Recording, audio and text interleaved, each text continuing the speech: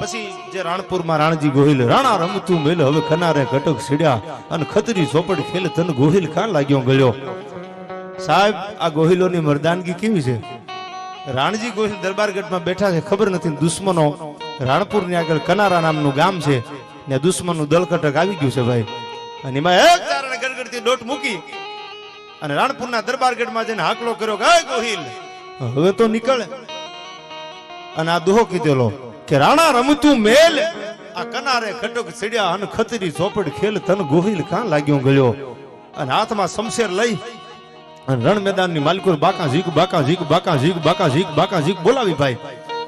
દુશ્મનના દળકટકને વેતરી અને રાણજી ગોહિલની 84 રાણીઓ હતી અને એને એમ કીધું હતું કે જોજો હો દરબાર, તમે યુદ્ધ કરીને પાછા આવો ત્યાં સુધી અમે મેડીની અટાડીની માથે ઊભા છીએ અને તમે નહીં આવો તો અમે જોહર કરી નાખશું।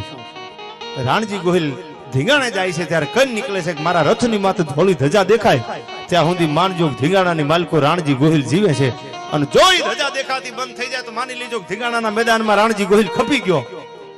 અને ભાઈ બાકા ઝીક બાકા ઝીક બાકા ઝીક બાકા ઝીક બોલતી દુશ્મનનું દળકટક રાણજી ગોહિલની સામેથી ભાગી જાય છે, રાણો જીતી જાય છે।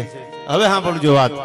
અને જીતી અને જ્યારે રાણો પાછો વળ્યો ભાઈ રાણપુરની સામે ગોહિલનું દળકટક પાછું વળ્યું, આ બાજુ 84 જીવ છે એ રથની ધજાની માથે મીટ માંડીના મેડીની અટાડીની માથે ઊભા છે ભાઈઓ। ઈ દેખાય હજી ધજા દેખાય છે, હજી રાણો નથી હાર્યો, હજી ધજા દેખાય છે, રાણો નથી હાર્યો। રાણજી ગોહિલને મોજમાં આવી ગયો છે, હરખમાં વાત ભૂલાઈ ગઈ કે 84 જીવ મારી ધોળી ધજાની માથે મીટ માંડીને બેઠા છે અને ઘોડાને પાણી પાવા માટે રાણાએ જ્યાં ઘોડાને ઉતાર્યા અને ધજા દેખાતી બંધ થઈ ભાઈ ત્યાં તો રાજપૂતાણી એક પછી એક રાજપૂતાણી 84 રાજપૂતાણી છે એ રાણપુરના દરબારગઢમાં જોહર કરી લીધું ભાઈ। અને આ જ્યાં રાણો પાછો આવ્યો અને નજર કરી ત્યાં તો શમશાન બની ગયેલો દરબારગઢો। પછી જે રાણપુરમાં રાણજી ગોહિલ રાણા